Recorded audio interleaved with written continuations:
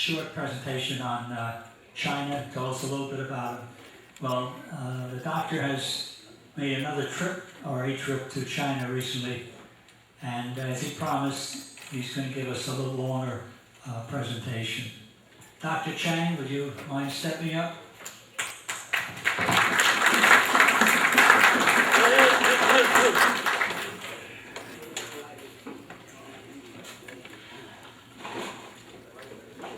By the way, just quickly, next week we're going to have Ralph Ania, the elder law, and how to avoid getting spanked by the government when you pass away or otherwise become incapacitated.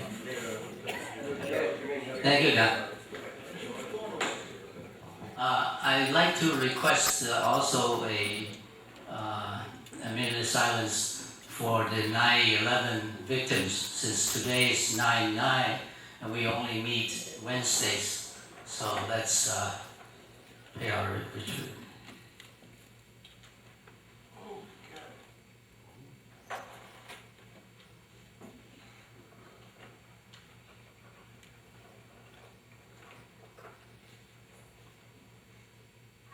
Thank you. Okay, most of the people probably see me, but really probably don't know me that well. I'll do a little introduction. I lived in Somers nearly 30 years. I'm one unit owner here, and I serve on the school board. So I am a local Somers person. I really put my energy and time in local affairs. But since a couple of years ago, I just cannot stand the media sort of dealing with the China issue or China policy, because there's so many contradictory theories and some ridiculous assumptions, as if that we as a superpower cannot deal with a developing country that's coming up. That's just not making sense. So I started reading and I wrote the book. But of course I cannot tell you all about my book today. I'll just do a few things, particularly this trip. I went to China. How many of you have seen the September 3rd, the parade that the Chinese put up? A few, right? Very impressive, right? And did you see U.S. flag there? No. I think that's childish, I happened to see that one, and I looked back, another parade in 1946 in London. Okay? Great Britain sponsored a huge parade. The U.S. troops marching by. Right behind is the Chinese troops marching by. At those days, China, United States, the allies, making sense, the parade together. But today, when China put up a parade to remember the 70th anniversary of the World War II, trying to tell the world that you have to respect history, otherwise history repeats, we don't show. I think that, again, this kind of diplomacy is very childish. You gotta be there. Putin was there, right? And Putin is no better friend with Chinese than we are. Okay, during the Second World War, when we're busy fighting, what Russia's doing is moving towards China. That's why you have Mongolia. As you know, the Mongolians, they run over Chinese, they occupy China, they're part of Chinese for many, many centuries. Chinese, as the name, really have a lot of racial groups.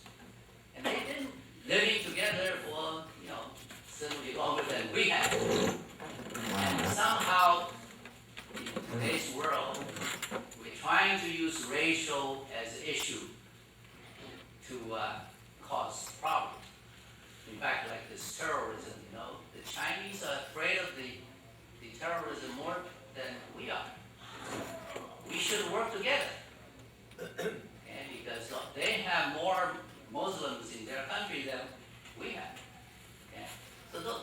issues about U.S.-China really puzzling and bothering people. I want to leave three things before I run out of time. Got a camera from Cablevision, they wouldn't loan me the crew, so it's auto mode running, recording. It's about 60 to 90 minutes, I guess, it's a little tape. I want you to leave these three things. Is one, if you read my book, somewhere you will find that I believe, okay? Anti-communism is not equal to The microphone is not working. not working? It's in Hold it your close to mouth. your mouth. Hold Oh, on. okay. All right. I said anti-communism, communism does not equal to anti-China. But that is what you know, if you're reading certain journals, certain papers, that will lead you to believe. I will tell you a little bit of reasoning why I think so. Second thing, okay, a one-party system is not equal to one voice, as we've been led to believe. I was in China. I read their, websites and blogs and TVs and so on. They got more voice, than we have. When Michelle Obama visited China, it's got 3 million pages to flood it on Facebook pages. Here, we have probably not even 10% of that. Okay, so that's the second point. The third point is, I don't believe that we, as the superpower, cannot work with a developing country for the benefit of the world. And we must create a new Cold War and lead to a conflict. All right? So if I run out of time, at least this is 3 points I'd like to make, and we go backwards. To look at China-United States relationship, you got to go back. I mentioned this World War II, as many people know. We are allies. But we can go way back, a couple of centuries. When we had our revolution, right, 1700s, we are lucky. That revolution took a few years only. And we had very little foreign intervention. In fact, the foreign intervention is helpful. The Spanish, the French helped the revolution. So the revolution was very smooth to become a united state. All right, you know that's 13 states to grow, and now we're 50 states. And we are a superpower. We're a democratic country. But the democracy did not come overnight. You probably know history better than I do. I never studied through this high school in this country, so my history is, picked up later on. Not like kids today. They're supposed to learn all history about the United States, right? I think the men allowed to vote first time was 1856 or something like that, right? And then you have to be a property owner. If you don't own some cattle, horses, or farms, you can't vote, right? And then, I don't know when, many years later, probably close to 1900, we have now allowed the black men to vote, right? It's only till 1920 we allowed women to vote. Really not that long ago. So we are a democratic country, a society. We are holding that banner and wants everybody to turn democratic. But then we don't give them a timetable. Do it overnight. If you don't, we change the regime. That's not really a good, effective policy because nobody changes overnight. We have our own history to prove that. Okay? So that's the type of thing I believe we need to look back. We need to compare history. China, when we were having a revolution, their economy is the #1 in the world. They're happy, except they didn't know what's coming.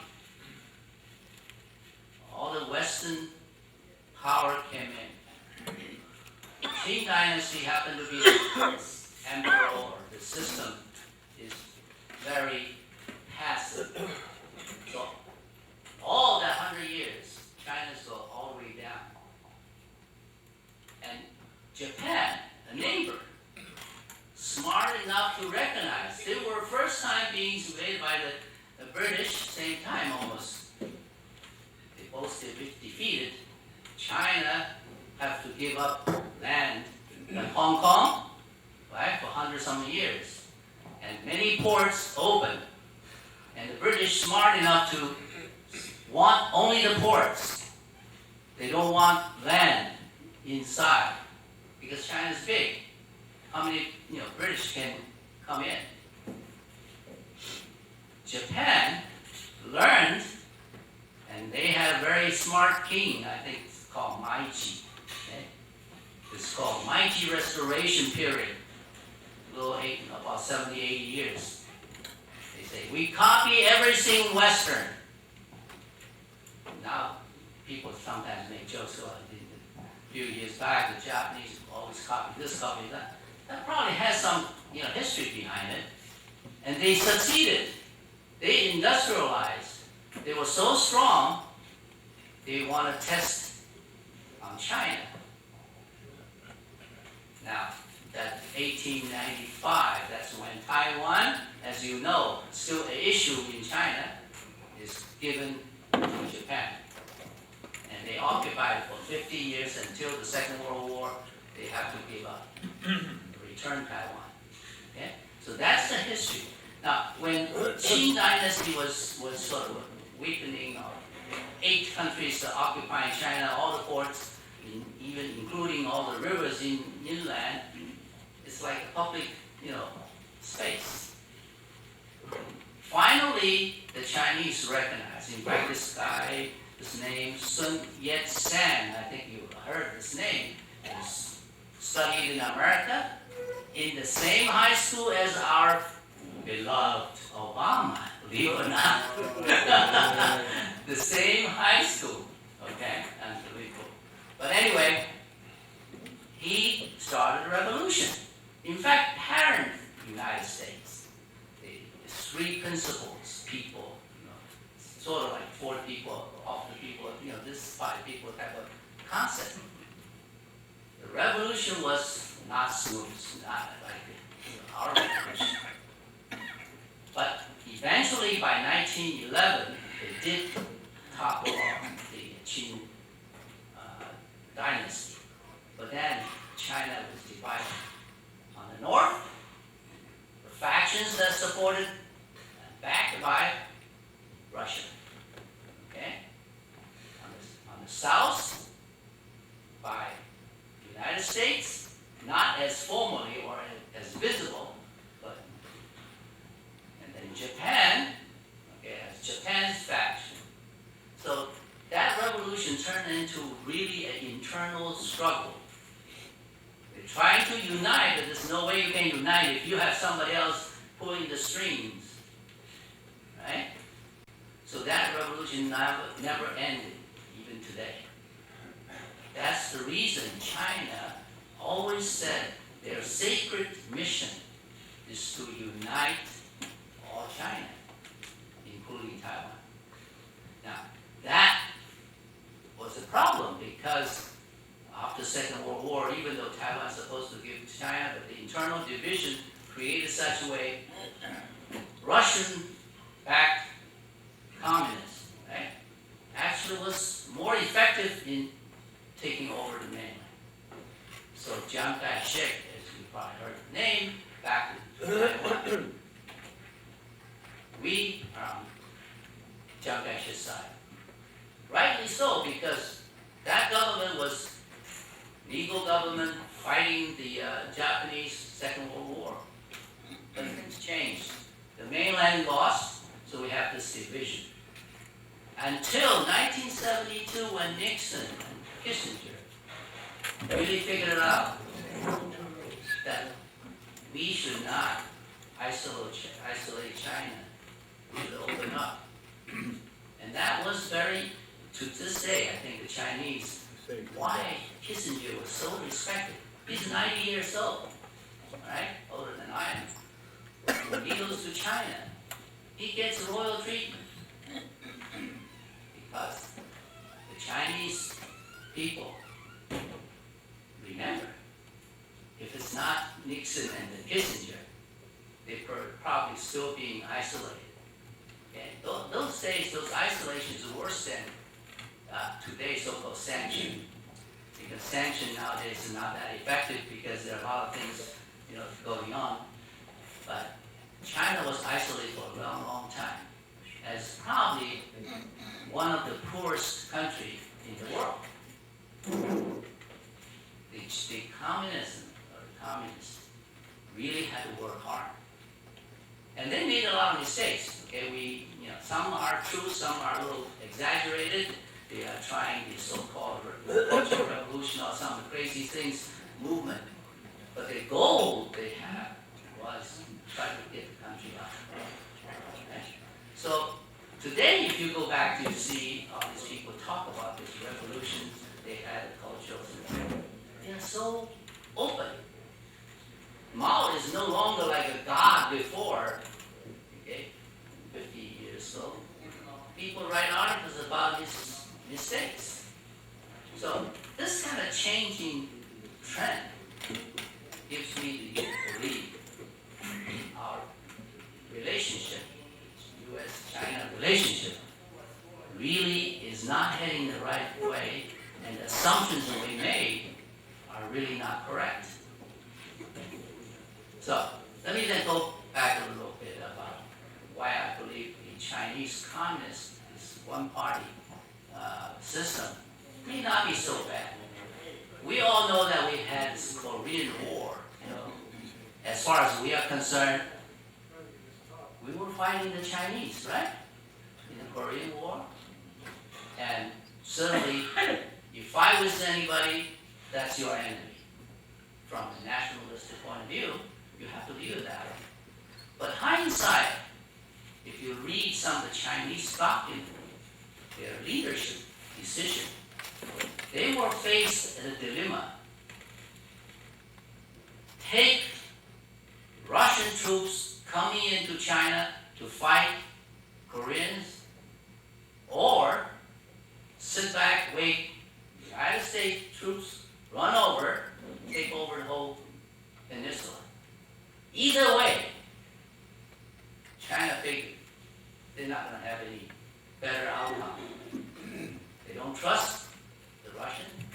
They don't trust the United States either, because at that time, of course, the United States policy is to take over the whole Korean peninsula. Right?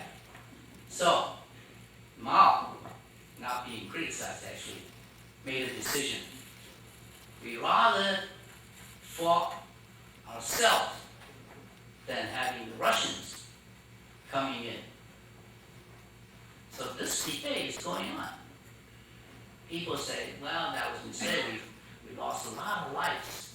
In Korean War, Chinese military it's like, somebody with a machine gun, you have bare hand.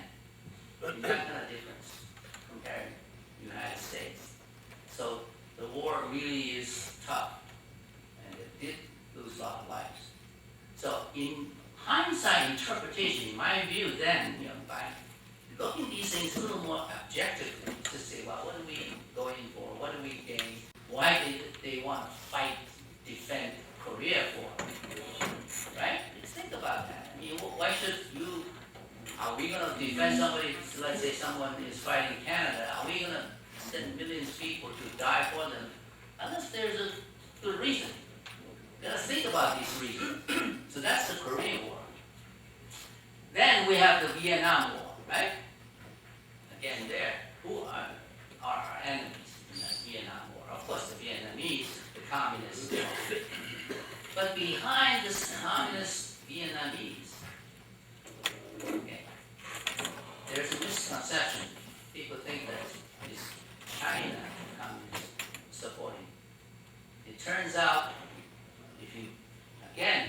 some of these books people write about, criticism people write about policy, so on. China and Vietnam were sort of a good relation in the beginning until actually Vietnam turned into communism. In fact, China backed out of communist Soviet Union around 60-something, 1960, I don't remember exact year, because they don't believe in the Soviet Union's concept of a union. They don't want to lose their identity. So they backed it out. Russians stepped in. In Vietnam War, the enemy that the United States is fighting, of course, is communist. But the central support behind is the Soviet Union. In fact, at the end, because Nixon, Kissinger, all these other reasons, China was used or helped in settling the Vietnam War. Are we going to be able to ask you questions? Yes. How much time you allow? I thought it's 1 hour. It's my assumption. 1 hour. No? I can add any time if you want prefer questions. But this, I just want to go on to this. All right. So that's the history, sort of giving me a perspective that's somewhat different from what I, read mostly, in this country. Sometimes faithfully believe in, whether it's Wall Street Journal or New York Times. Nowadays, I've become more independent. That's why I wrote this book I called U.S.-China Relations, Mainstream and Organic Views. I'm now digging more into organic views. I travel, I read other people's things that, New York Times were never reported. And if you read the internet, the webs, the blogs and stuff, a lot of things, they have real names. They give their opinion. You have to use your own judgment to decide whether, this is right or wrong. I'm not saying everything comes along is all good. There's certainly a lot of garbages. But I think we're all mature people. We should have enough intelligence to look things, more closely. Today we see all these South Sea and East Sea, this territorial dispute issues. Again, this territory historically, back even before Qin Dynasty, on their map, on their dynasty, these all territories belong to China is a fact. Even the whole Vietnam, the Indochina, they are sort of in that relationship. The kings are appointed by the Chinese king. So there is a historical perspective in that sense. And this whole dispute today actually turns out is because these neighboring countries, their aggressiveness.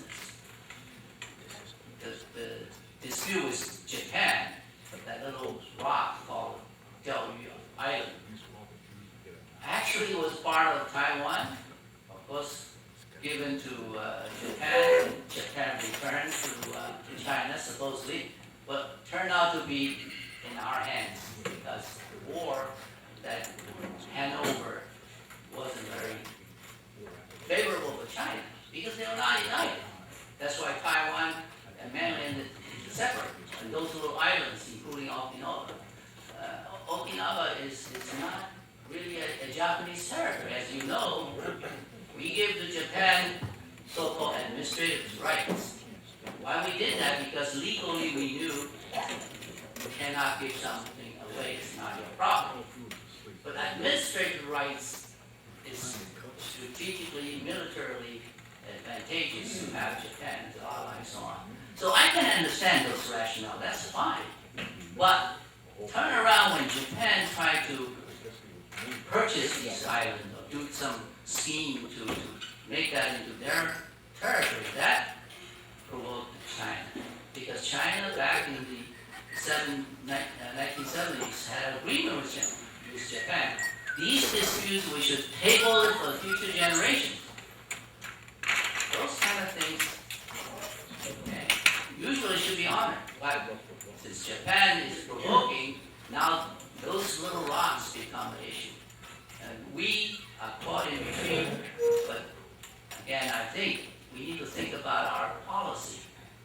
Are we doing the right thing?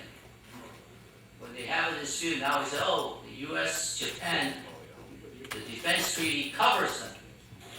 You're really making these contradictory policies about whether this property is yours or not, whether they have some rights given to.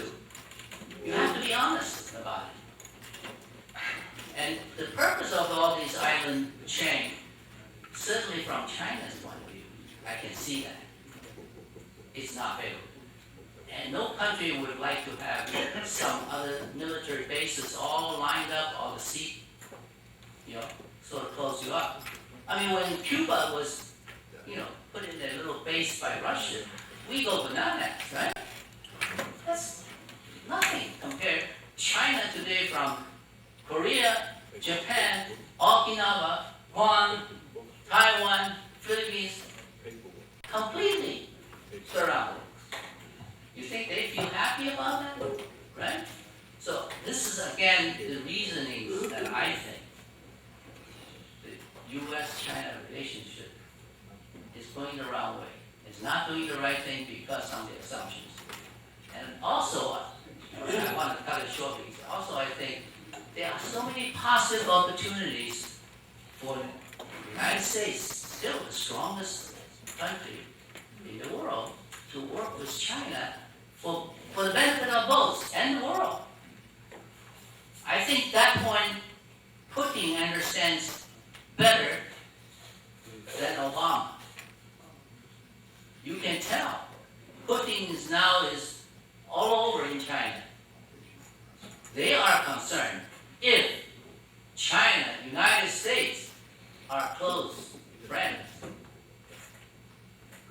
But I tell you, the Chinese are not coming anymore. Okay? They were pretty naive in the diplomatic sort of dealings in the 1700s, 1800s. Today they are pretty mature. They understand. They know that Russians are not, trustable friends. You see this oil pipe, not oil pipe, gas pipes, right, from Russia to China, took 3-4 years negotiation. Tough. It's not easy to deal with someone you really cannot trust. Okay? So anyway, many these facts point to there are positive opportunities for the United States and China to work collaboratively to influence sort of the world towards peace. Okay?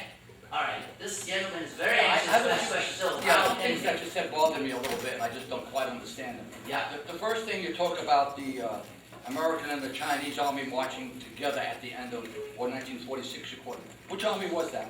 Was that Chiang Kai-shek's army, or was that the communists that went Okay. there? See, this is the part. Let me finish, and then you can. Okay. That's very simple. The other thing, I don't care for Obama. I didn't vote for him. I don't care. But you Yeah. quoted something about Michelle Obama being there and the great coverage, and then there was only a 10% coverage here. Where'd you get your statistics from? Did you do an analysis of that and come up with Because- that? Or are you just quoting numbers? Yeah. Yeah, because it sounds good. No, It's making me question everything you say today. You tell me The second how thing much is news that you heard about Obama, I don't Michelle know. Obama. I don't know what the visiting China. number was. You're quoting a number. So I don't know what the coverage was, but you're quoting a number as a You want to factual that thing, number, I and you don't- have no I don't basis for believe that number. 90 is the You don't exact have number, any nor basis 10. for that. I'm giving you a ratio. You're giving me your opinion, and you're quoting statistics, which is wrong. That's not statistics. Well, how can you quote 10%? Number could be How approximation. could you quote 10%? If somebody asks me how old are you, You I can say say about bad 90. coverage, but That's you can not say statistics. 10%. You can do that. That question. Okay, Quiet. Then you talked about our treatment of women. What has been the historical treatment of women in China? We didn't give them the right to vote until very late. How has China treated women over the years? Better than that? There are many versions and Oh, many so versions. long history, you have to talk about which You then. also lost my vote on